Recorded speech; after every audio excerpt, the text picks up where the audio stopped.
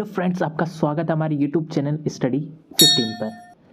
तो आज हम एक बहुत ही इम्पोर्टेंट टॉपिक के ऊपर बात करने जा रहे हैं जिसका नाम है ब्रिटिश सत्ता का विस्तार। कि भारत में जब ईस्ट इंडिया कंपनी आई थी तो उसके बाद किस तरह से जो ब्रिटिश ने था हमारी इंडिया पर किस तरह से राज किया, क्या किया, उससे रिलेटेड हम सारे के सारे क्वेश्चंस आज इसमें सॉल्व करने वाले हैं। ये जो वीडियो है एग्ज़ाम के पॉइंट ऑफ व्यू से बहुत ही अच्छी है। इसमें आपको बहुत ही ज़्यादा महत्वपूर्ण क्वेश्चन देखने को मिलेंगे जो आपके आने वाले एग्ज़ाम के लिए बहुत ही ज़्यादा इंपॉर्टेंट है। तो देरी ना करते हुए चलिए शुरुआत करते हैं आज के पहले क्वेश्चन के साथ। आज का पहला क्वेश्चन है, सती प्रथा का अंत करने तथा ठगी को समाप्त करने का श्रेय इनमें से किसको जाता है? तो जो सती प्रथा का अंत किया था और जो ठगी प्रथा का अंत किया था भारत में, वो किया था लॉर्ड विलियम बेंटिंक के।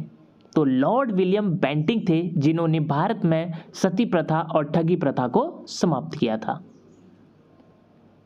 आज का दूसरा प्रश्न, नृप निर्माता यानी किंग मेकर के रूप में से इनमें से किन्हें जाना जाता है? तो इनमें से जो किंग मेकर के रूप में जाने जाते हैं वो है सैयद बंधु। सैयद बंधु को किंग मेकर के नाम से जाना जाता था भारत में। अगला प्रश्न, प्लासी की लड़ाई जो 1757 में हुई थी, प्लासी की लड़ाई, उसमें अंग्रेजी सेना का नेतृत्व इनमें से किसने किया था? तो वो इनमें से कौन था जिसने प्लासी की लड़ाई में अंग्रेजी सेना का नेतृत्व किया था? तो इसका सही आंसर है वो है रॉबर्ट क्लाइव। तो रॉबर्ट क्लाइव थे जिन्होंने प्लासी की लड़ाई में अंग्रेजी सेना का नेतृत्व किया था। आज का चौथा प्रश्न, फर्रुखसियार किसके सहयोग से मुगल बादशाह बना? जो फर्रुखसियार था वो किसी ना किसी के सहयोग से मुगल बादशाह बना था। तो वो इनमें से कौन था जिनके सहयोग से मुगल बादशाही बना था? कौन? फर्रुखसियार। तो इसका सही आंसर है सैयद बंधु। सैयद बंधु ऐसे थे जिन्होंने फर्रुखसियार की मदद करी थी मुगल बादशाह बनने में। अगला प्रश्न, इससे पहले हमने प्लासी का युद्ध पढ़ा था जो था 1757 में। अब दूसरी जो युद्ध हुआ था वो था बक्सर का युद्ध जो हुआ था 1764 में। तो इसमें अंग्रेजी सेना का नेतृत्व किसने किया था? प्लासी के युद्ध में तो रॉबर्ट क्लाइव ने किया था, लेकिन जो बक्सर के युद्ध में था उसमें अंग्रेजी सेना का जो नेतृत्व किया था वो किया था हमारे हेक्टर मुनरो ने।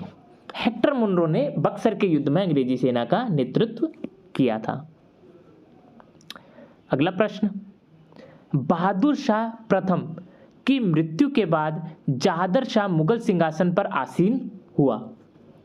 तो वह किसकी सहायता से सम्राट बना था? जैसे ही जो बहादुर शाह प्रथम था, जब उसकी मृत्यु हो गई थी तो उसके बाद जो जहादर शाह था वो मुगल सिंहासन पर बैठा था। तो वो किसकी मदद से सम्राट बना था? तो वो थे हमारे जुल्फिकार खां। इनकी मदद से जो हमारा जहादर शाह था वो क्या हुआ था? मुगल सिंहासन पर बैठा था। आज का अगला प्रश्न बहुत ही ज़्यादा इंपॉर्टेंट क्वेश्चन है एग्जाम पॉइंट ऑफ व्यू से कि जो बंगाल का द्वैध शासन था वो कब से कब तक चला था? तो जो बंगाल में द्वैध शासन था वो चला था हमारा 1765 से लेके 1772 तक। इस तक हमारा जो बंगाल में था वो द्वैध शासन चला था बंगाल के अंदर। अगला प्रश्न, 1707 ईस्वी में औरंगजेब की मृत्यु के बाद मोहम्मद मुअज्जम किस नाम से मुगल राज सिंहासन पर बैठा? बहुत ही ज़्यादा इंपॉर्टेंट क्वेश्चन है, बहुत ज़्यादा बार ये पेपर में आ चुका है कि जो 1707 ईस्वी में था, जो औरंगजेब की जब मृत्यु हो गई थी उसके बाद एक जो मुगल शासक था उसका नाम था मोहम्मद मुअज्जम। वो किस नाम से मुगल सिंहासन पर बैठा था? तो वो बैठा था हमारे बहादुर शाह प्रथम के नाम से। अगला प्रश्न ये भी बहुत ज़्यादा इंपॉर्टेंट है एग्जाम पॉइंट ऑफ व्यू से। वर्ष 1798 में लाई वेलेज़ली द्वारा प्रस्तावित सहायक संधि, जिसे सब्सिडरी अलायंस भी कहा जाता है, उसको जो हमारा सहायक संधि था उसको स्वीकार करने वाला प्रथम भारतीय शासक कौन था? अब आपको यहाँ से बहुत ही ज़्यादा एक इम्पॉर्टेंट क्वेश्चन बन गया है कि जो ये सहायक संधि है इसको किसने प्रस्तावित किया था? तो वो था हमारे लॉर्ड वेलेज़ली। लॉर्ड वेलेज़ली के द्वारा सहायक संधि लाई गई थी। तो इसको, ये जो हमारी सहायक संधि थी, इसको स्वीकार करने वाला भारतीय शासक कौन था? यानी जो पहला भारतीय शासक कौन था उसका नाम बताना है आपको। तो वो था हमारा हैदराबाद का निज़ाम।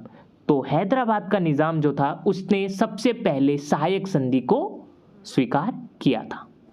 बहुत ही ज़्यादा इंपॉर्टेंट क्वेश्चन है ये। आज का अगला क्वेश्चन, ठगों के दमन में निम्नलिखित में से कौन संबद्ध था? तो वो थे हमारे कर्नल स्लीमैन। तो इनको, ये क्या है, ठगों के दमन के संबंध में थे कर्नल स्लीमैन। आज का अगला प्रश्न, भारत का प्रथम गवर्नर जनरल व वायसरॉय कौन था? बहुत ही ज़्यादा इंपॉर्टेंट क्वेश्चन है एग्जाम पॉइंट ऑफ व्यू से कि भारत का प्रथम गवर्नर जनरल या वायसरॉय कौन था इनमें से?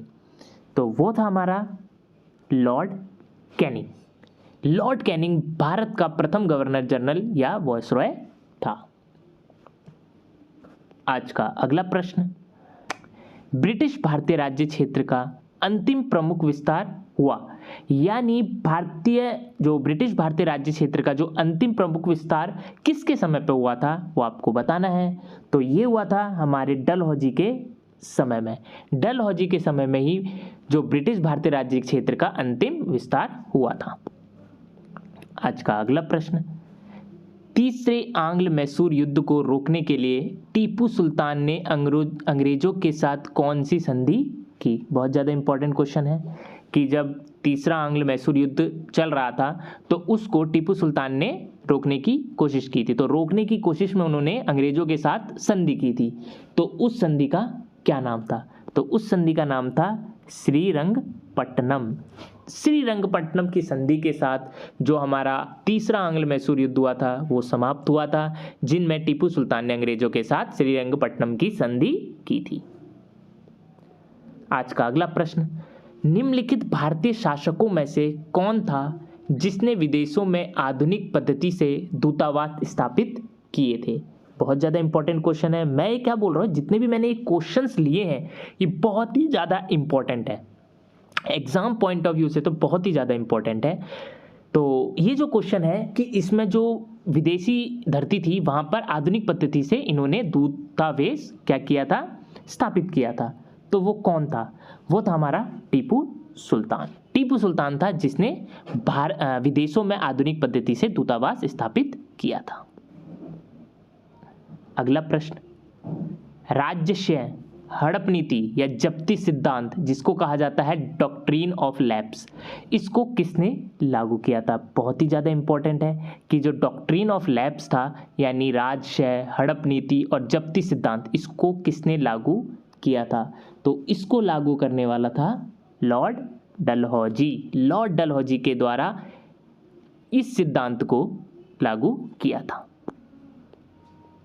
आज का अगला प्रश्न, बंगाल के किस गवर्नर जनरल के काल में पिट्स इंडिया एक्ट, ये कब हुआ था? पिट्स इंडिया एक्ट 1784 में पारित हुआ था। तो किसके काल में पिट्स इंडिया एक्ट पारित हुआ था? तो इसका सही आंसर है वैरन हास्टिंग। वैरन हास्टिंग के टाइम पर ही पिट्स इंडिया एक्ट पारित किया गया था, और वो भी कहाँ पर? बंगाल में। और ये कब किया था? 1784 में। बहुत ज़्यादा इंपॉर्टेंट क्वेश्चन है, स्टार लगा लीजिए एग्जाम पॉइंट ऑफ व्यू से। अगला प्रश्न, किस सिख गुरु ने फारसी में जफरनामा लिखा था? ये भी बहुत ज़्यादा इंपॉर्टेंट है कि इनमें से कौन से सिख गुरु थे जिन्होंने फारसी में जफरनामा को लिखा था? तो वो कौन थे? वो थे गुरु गोविंद सिंह जी। इन्होंने ही फारसी में जफरनामा लिखा था। आज का अगला प्रश्न, किसके समय में कलकत्ता में प्रथम न्यायालय की स्थापना की गई थी? बहुत ही ज़्यादा इंपॉर्टेंट क्वेश्चन है। तो वो कौन था? वो था हमारा वैरन हेस्टिंग। इसी के समय में कलकत्ता में प्रथम न्यायालय की स्थापना की गई थी। एग्जाम पॉइंट ऑफ व्यू से बहुत ही ज़्यादा इम्पोर्टेंट क्वेश्चन है, मोस्ट इम्पोर्टेंट क्वेश्चन है ये। अगला प्रश्न, भारत में डाक व्यवस्था शुरू करने वाला ब्रिटिश गवर्नर जनरल कौन था? यानी जिसने भारत में डाक व्यवस्था शुरू की थी, इनमें से वो कौन सा ब्रिटिश गवर्नर जनरल था? तो वो था लॉर्ड डलहौजी। लॉर्ड डलहौजी ने ही भारत में डाक व्यवस्था शुरू की थी। अगला प्रश्न, किस अधिनियम के तहत वॉरेन हेस्टिंग बंगाल के प्रथम गवर्नर जनरल बनाए गए? मोस्ट इंपॉर्टेंट क्वेश्चन, लिख के ले लीजिए, बहुत ही ज़्यादा इंपॉर्टेंट क्वेश्चन है कि किस अधिनियम के तहत वॉरेन हेस्टिंग को बंगाल का गवर्नर जनरल बनाया गया था? तो वो कौन सा था, वो कौन सा एक्ट था या वो कौन सा अधिनियम था? वो था हमारा 1773 का रेगुलेटिंग एक्ट। इसी के तहत वॉरेन हेस्टिंग को बंगाल का प्रथम गवर्नर जनरल बनाया गया था। अगला प्रश्न, किस सिख गुरु ने गुरु नानक की जीवनी लिखी थी? तो वह इनमें से कौन से गुरु थे, यानी वह कौन से सिख गुरु थे जिन्होंने गुरु नानक की जीवनी लिखी थी? बहुत ही ज़्यादा इंपॉर्टेंट क्वेश्चन है।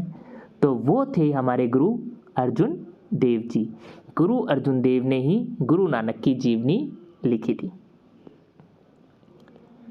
अगला प्रश्न, बंगाल के किस गवर्नर के समय में सरकारी खजाना मुर्शिदाबाद से कलकत्ता स्थानांतरित किया गया? तो वह कौन सा गवर्नर जनरल था जो हमारा सरकारी खजाना था वो मुर्शिदाबाद से कलकत्ता ट्रांसफ़र किया गया था? तो वो था हमारा governor general Warren Hasting. Warren Hasting के टाइम पर ही मुर्शिदाबाद से कलकत्ता सरकारी खजाना स्थानांतरित किया गया था। अगला प्रश्न, सिखों के सैन्य संप्रदाय खालसा पंथ का प्रवर्तन किसने किया? इंपॉर्टेंट क्वेश्चन है कि सिखों के जो सैन्य संप्रदाय खालसा पंथ था उसका प्रवर्तन किसने किया था? तो वो थे हमारे गुरु गोविंद सिंह जी। इन्हीं ने खालसा पंथ का प्रवर्तन किया था। अगला प्रश्न जो है कि डिंडीगुल क्या है? इंपॉर्टेंट क्वेश्चन है कि ये जो डिंडीगुल है वो है क्या? तो डिंडीगुल था तमिलनाडु में एक नगर, तमिलनाडु के एक नगर को डिंडीगुल कहा जाता है। अगला प्रश्न, 1757 में सिराजुद्दौला किसके द्वारा पराजित किया गया था? 1757 में आपको पता है प्लासी का युद्ध हुआ था, तो उसमें सिराजुद्दौला को किसने हराया था? तो उस समय अंग्रेजी सेना का जो नेतृत्व कर रहा था वो कर रहा था लॉर्ड रॉबर्ट क्लाइव। तो रॉबर्ट क्लाइव ने ही सिराजुद्दौला को पराजित किया था प्लासी के युद्ध में, जो 1757 में हुआ था। और बक्सर का युद्ध 1764 में हुआ था, जिसमें हेक्टर मुनरो ने उस युद्ध में अंग्रेजों का नेतृत्व किया था। अगला प्रश्न, निम्नलिखित में से कौन सा युद्ध था जिसने भारत में ब्रिटिश प्रभुत्व का प्रारंभ किया? मोस्ट इंपॉर्टेंट क्वेश्चन, ऐसा कौन सा युद्ध था जिसने भारत में ब्रिटिश प्रभुत्व को प्रारंभ किया कि ब्रिटिश शासन को बढ़ावा दे दिया, यानी ब्रिटिश शासन और भी ज़्यादा ताकतवर हो गया? तो वो कौन सा युद्ध था? वो था हमारा प्लासी का युद्ध। प्लासी का युद्ध जो 1757 में लड़ा गया था, इसी के थ्रू ब्रिटिश सत्ता हमारे देश में आई थी। आज का अगला प्रश्न, निम्नलिखित में से सिख गुरुओं का सही कालक्रम बताइए। यानी सबसे पहले कौन से सिख गुरु बने, उस तरह से हमें इसको सही क्रम में बताना है। तो सही क्रम क्या है? अमरदास, रामदास, अर्जुन देव और तेग बहादुर। तो इसका सही आंसर नंबर बी, क्योंकि सबसे पहले सिख गुरुओं में जो थे वो हमारे गुरु नानक देव जी थे, उसके बाद अमरदास जी थे। तो इस तरह से उनका सही क्रम, जो कालक्रम है, जो सही कालक्रम इनमें से जो बताया गया है, जो आंसर सही है वो है अमरदास, रामदास, अर्जुन देव और तेग बहादुर। आज का अगला प्रश्न, सिखों के अंतिम गुरु कौन थे? तो सिखों के जो अंतिम गुरु थे वो थे हमारे गुरु गोविंद सिंह जी। ये सिखों के अंतिम गुरु थे। आज का अगला प्रश्न, सुगोली की संधि जो 1816 ईस्वी में हुई थी वो किनके बीच संपन्न हुई थी? बहुत ही ज़्यादा इंपॉर्टेंट क्वेश्चन है कि जो संगोली या सुगोली की संधि थी 1816 में हुई थी वो किन किन के बीच हुई थी? तो वो हुई थी हमारी ईस्ट इंडिया कंपनी और नेपाल के बीच में। तो ईस्ट इंडिया कंपनी और नेपाल के बीच में 1816 में सुगोली की संधि हुई थी। आज का अगला प्रश्न, किसके शासनकाल में ब्लैक होल दुर्घटना घटित हुई थी? इंपॉर्टेंट क्वेश्चन है कि किसके शासनकाल में जो ब्लैक होल जो दुर्घटना थी वो हुई थी? तो वो हुई थी हमारी सिराज उद दौला के टाइम पे। सिराज उद दौला के टाइम पे ही ब्लैक होल की दुर्घटना हुई थी। टीपू सुल्तान की मृत्यु 1799 ईस्वी में कहाँ हुई थी? तो टीपू सुल्तान की जो मृत्यु हुई थी वो हुई थी हमारी श्रीरंगपट्टनम में। श्रीरंगपट्टनम में ही टीपू सुल्तान की मृत्यु हुई थी। अगला प्रश्न, टीपू सुल्तान अंग्रेजों के साथ युद्ध में कब मारे गए थे? अभी हमने पढ़ा कि जो श्रीरंगपट्टनम में टीपू सुल्तान जी की जो हमारे टीपू सुल्तान थे उनकी मृत्यु हुई थी। तो उनकी मृत्यु हुई थी 1799 में। तो इसका आंसर है आंसर नंबर डी। अगला प्रश्न, हड़प नीति यानी डॉक्ट्रिन ऑफ लैप्स के अंतर्गत कौन से भारतीय राज्य कब्जे गए थे? वो थे हमारे झांसी, नागपुर व सतारा। तो ये भारतीय राज्य थे जो हड़प नीति के अंतर्गत थे, कब्जे गए थे। आज का अगला प्रश्न, बक्सर के युद्ध यानी जो 1764 में बक्सर का युद्ध हुआ था उस समय दिल्ली का शासक कौन था? तो जब जिस समय बक्सर का युद्ध हुआ था 1764 में तो दिल्ली का शासक था हमारा शाह आलम द्वितीय। शाह आलम द्वितीय था बक्सर के युद्ध के समय दिल्ली का शासक। बहुत ज़्यादा इंपॉर्टेंट क्वेश्चन है, पेपर में कई बार पूछा जा चुका है। आज का अगला प्रश्न, ठगी प्रथा के उन्मूलन से संदर्भ गवर्नर जनरल थे। तो वे कौन से गवर्नर जनरल थे जिन्होंने ठगी प्रथा को समाप्त किया था? तो वो थे हमारे Lord William Bentinck. Lord William Bentinck ने ही ठगी प्रथा को समाप्त किया था। आज का अगला प्रश्न, किसकी समाधि के कारण नांदेड़ गुरुद्वारा सिखों द्वारा पवित्र माना जाता? तो वो थे हमारे गुरु गोविंद सिंह जी। इंपॉर्टेंट क्वेश्चन है, पेपर में आ सकता है। आज का अगला प्रश्न, वाडियार के शासक यानी इनमें से जो वाडियार के शासक थे वे कौन थे? तो वो थे हमारे मैसूर रियासत के ही शासकों को वाडियार का शासक कहा जाता है। आज का अगला प्रश्न, किसने अपनी राजधानी मुर्शिदाबाद से मुंगेर स्थानांतरित की थी? तो इनमें से वह कौन सा शासक था जिसने अपनी राजधानी मुर्शिदाबाद से मुंगेर ट्रांसफ़र की थी? तो वो था हमारा मीर कासिम। मीर कासिम ने ही अपनी राजधानी मुर्शिदाबाद से मुंगेर स्थानांतरित की थी। आज का अगला प्रश्न, टीपू सुल्तान की राजधानी क्या थी? तो जहां पर टीपू सुल्तान की मृत्यु हुई थी वही टीपू सुल्तान की राजधानी थी। यानी जो आंग्ल मैसूर युद्ध यानी जो तीसरा आंग्ल मैसूर युद्ध था जहां पर श्रीरंगपट्टनम में जो वो आंग्ल मैसूर युद्ध हुआ था वही टीपू सुल्तान की राजधानी थी। तो श्रीरंगपट्टनम टीपू सुल्तान की राजधानी थी। आज का अगला प्रश्न, तथाकथित कुशासन के आधार पर किस गवर्नर जनरल ने मैसूर राज्य के प्रशासन को ले लिया था? बहुत ही ज़्यादा इंपॉर्टेंट क्वेश्चन है कि कुशासन के आधार पर किस गवर्नर जनरल ने मैसूर राज्य को अपने प्रशासन में ले लिया था? तो वह कौन सा गवर्नर जनरल था? तो वह था हमारे लॉर्ड विलियम बेंटिक।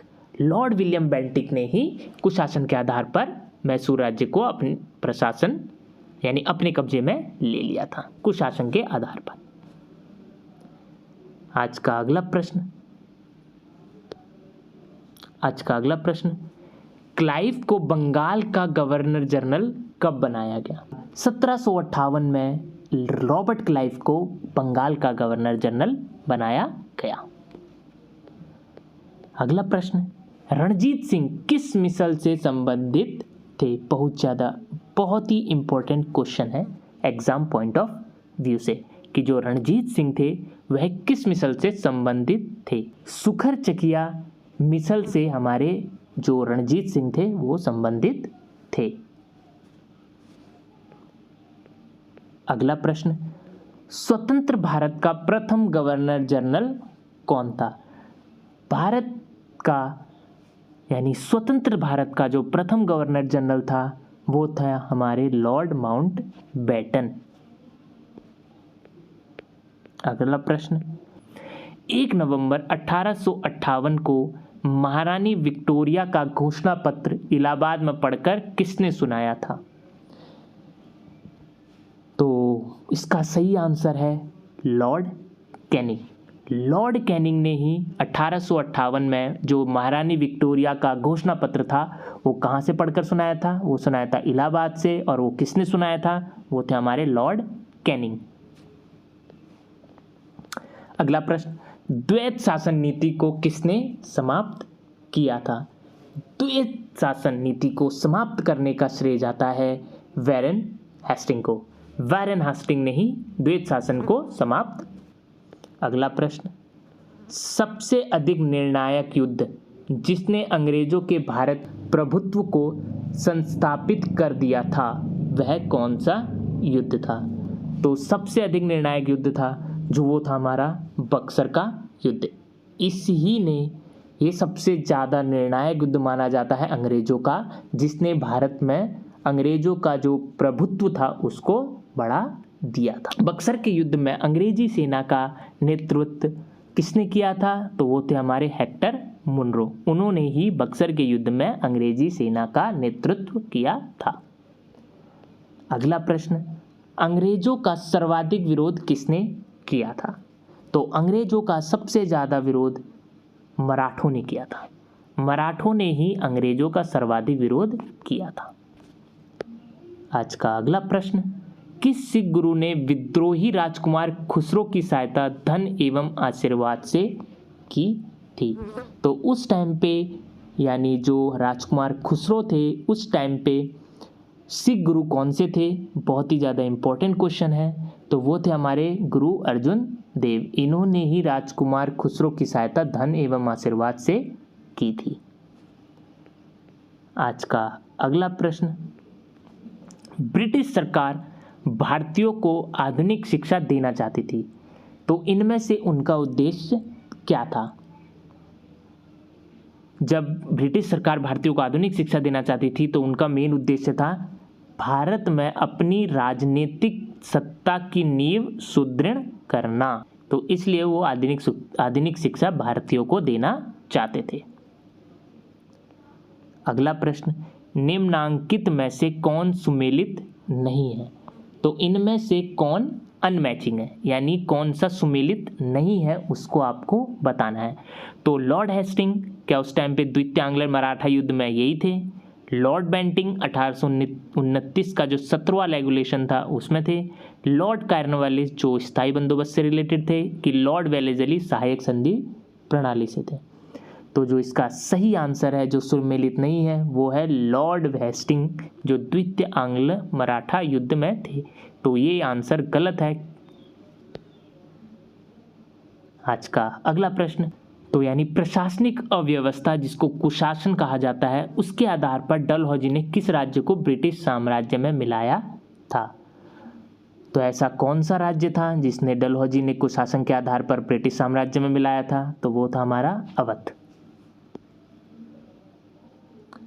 अगला प्रश्न, नवाब सिराजुद्दौला एवं ईस्ट इंडिया कंपनी के बीच संघर्ष का प्रमुख कारण क्या था? तो वो था प्रमुख कारण कि जो अंग्रेजों ने व्यापार छूटों का क्या किया था? दुरुपयोग किया था।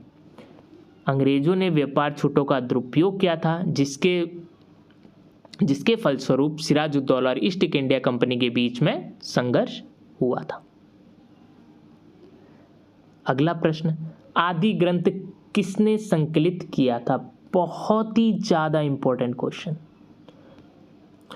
मोस्ट इंपॉर्टेंट क्वेश्चन आप इसको बोल सकते हैं कि जो आदि ग्रंथ थी वह किसने संकलित की थी? तो वो की थी हमारी गुरु अर्जुन देव जी ने। गुरु अर्जुन देव ने ही आदि ग्रंथ को संकलित किया था। अगला प्रश्न, ईस्ट इंडिया कंपनी के नेतृत्व में रॉबर्ट क्लाइव का उत्तराधिकारी निम्नलिखित में से कौन था? यानी ईस्ट इंडिया कंपनी के नेतृत्व में रॉबर्ट क्लाइव का उत्तराधिकारी किसे माना जाता था? तो वो थे हमारे हेस्टिंग। रॉबर्ट क्लाइव के बाद ही हेस्टिंग को गवर्नर जनरल का पद मिला था। अगला प्रश्न, भारत में आधुनिक शिक्षा प्रणाली की नींव किससे पड़ी? बहुत ही ज़्यादा इंपॉर्टेंट क्वेश्चन है। तो जो भारत में आधुनिक शिक्षा प्रणाली की नींव पड़ी थी 1835 के मैकाले के मिनट से, तो इसी के थ्रू भारत में आधुनिक शिक्षा प्रणाली की नींव पड़ी थी। इंपॉर्टेंट क्वेश्चन है। ये भी पूछा जा सकता है कि जो मैकाले था, जो आधुनिक शिक्षा प्रणाली जिससे भारत में नींव पड़ी थी आधुनिक शिक्षा की, तो वो किससे पड़ी थी? वो पड़ी थी मैकाले से। और वो कब पड़ी थी? वो पड़ी थी 1835 में। अगला प्रश्न, ईस्ट इंडिया कंपनी और बंगाल के नवाब के बीच जब प्लासी का युद्ध हुआ उस समय मुगल सम्राट कौन था?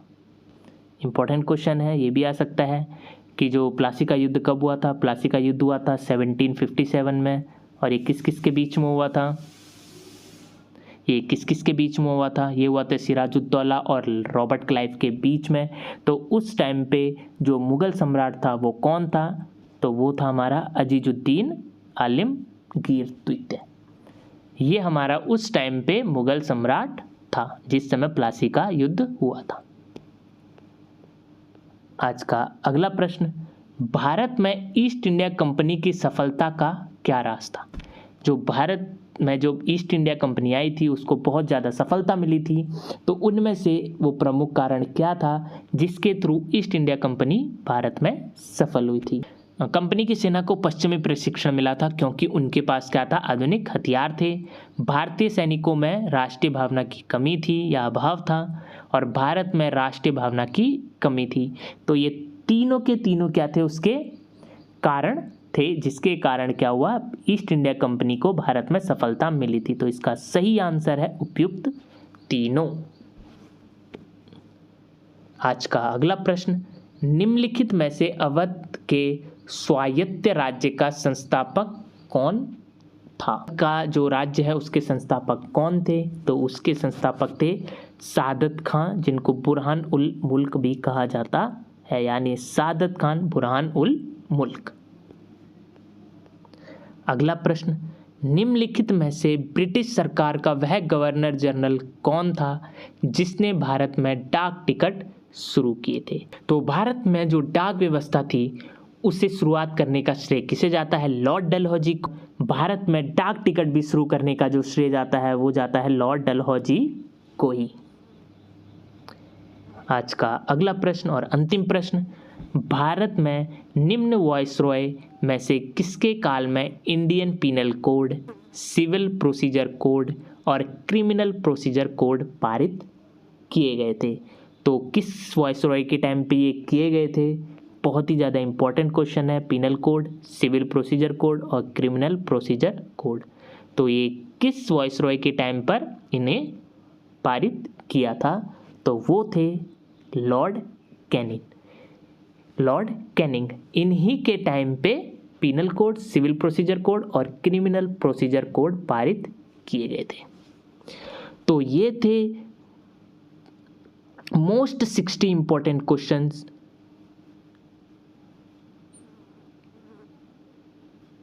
ब्रिटिश सत्ता से रिलेटेड, जो आपके आने वाले एग्जाम्स के लिए बहुत ज़्यादा इम्पोर्टेंट है। अगर ये आपको वीडियो अच्छी लगी तो जाकर हमारे चैनल को सब्सक्राइब करिए और शेयर करिए, और ज़्यादा से ज़्यादा लोगों को शेयर कीजिए ताकि वो भी इन क्वेश्चंस को कर सके।